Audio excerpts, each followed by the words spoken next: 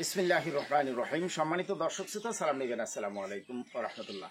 ঈদ উদযাপন করতে গ্রামের বাড়িতে এসেছে। ইতিমধ্যে আমরা একটা বিষয় জানতে পেরেছি যে আমলাতন্ত্র আমাদেরকে শয়তানের নিঃশ্বাস অর্থাৎ স্পোকুমিন তারা আমাদের উপর চাপিয়ে দিতে চাচ্ছে। কেন স্পোকুমিনের কথা বললাম? আমরা জানি যারা নাকি শয়তানের নিঃশ্বাস প্রয়োগ করে তারা কিন্তু নিজেরা আগে সেফটি মেজার্স ব্যবহার করে। কেন? তাদেরকে যেন এই স্পোকুমিন আক্রান্ত করতে না পারে, এই জন্য তারা এই কাজটা করে থাকে। আপনারা ভালো করে জানেন যে বিগত সরকারের আমলে যখন এই সর্বজনীন পেনশন প্রত্যয় শিক্ষকদের উপর চাপিয়ে দিতে চেয়েছিল, তখন ঢাকা ইউনিভার্সিটি সহ বিভিন্ন পাবলিক ইউনিভার্সিটির শিক্ষকরা কিন্তু এক বাক্যে তারা প্রতিরোধ করেছিল এবং সেই আন্দোলনের পাশাপাশি ছাত্রদের কোটা বিরোধী আন্দোলন এর সূত্রপাত হয় এবং তাকে আরও ফুসলে দেয়। আমার প্রশ্ন, এখন সেই আমলাতন্ত্র কি আওয়ামী লীগ সরকারকে যেমন নাকি পতন ঘটাতে সহযোগিতা করেছে, অন্তর্বর্তীকালীন সরকারকেও কি একই ধরনের তারা করতে চাচ্ছে? এই প্রশ্নটা আমি আপনাদের কাছে রাখতে চাচ্ছি। সম্মানিত দর্শক শ্রোতা, আপনারা ভালো করে জানেন বর্তমানে যিনি এখন মাননীয় শিক্ষা উপদেষ্টা, উনি কিন্তু ঢাকা ইউনিভার্সিটির শিক্ষক। উনি এই প্রত্যয় স্কিমের বিরোধিতা করেছিলেন। তো এখন উনি শিক্ষা উপদেষ্টা হয়ে ওনার পরিবারের স্বল্প আয়ের শিক্ষকদের উপর স্পোকুমিনের মতন শয়তানের নিঃশ্বাস চাপিয়ে দিবে আমলাতন্ত্র, তা তো আমরা কোনোভাবেই মেনে নিতে পারি না। আপনারা কি তাতে একমত কিনা অবশ্যই জানাবেন।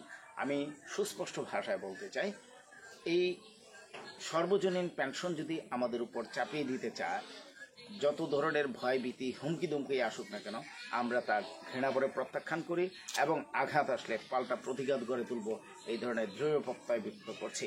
সম্মানিত দর্শক শ্রোতা, আপনাদেরকে আরও বলতে চাই, যদি প্রত্যয় স্কিমের এতই সুবিধা হয়, সর্বজনীন পেনশনের যদি এতই সুবিধা হয়, তাহলে আমলাতন্ত্র কেন নিচ্ছে না?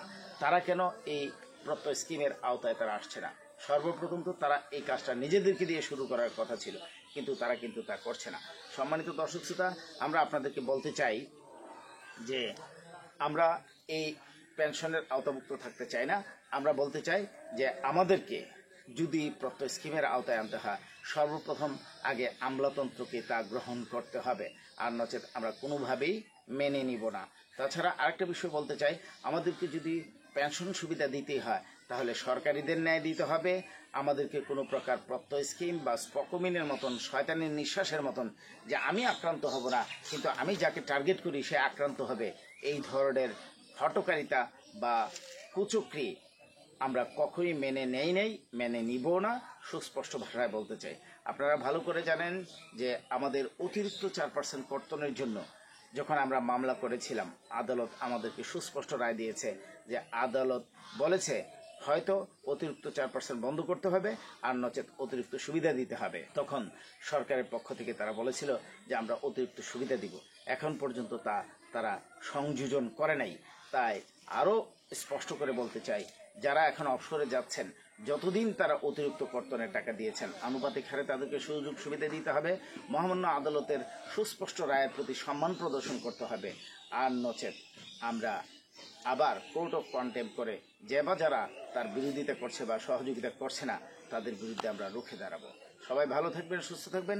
আসসালামু আলাইকুম ওয়া রাহমাতুল্লাহি ওয়া বারাকাতুহু।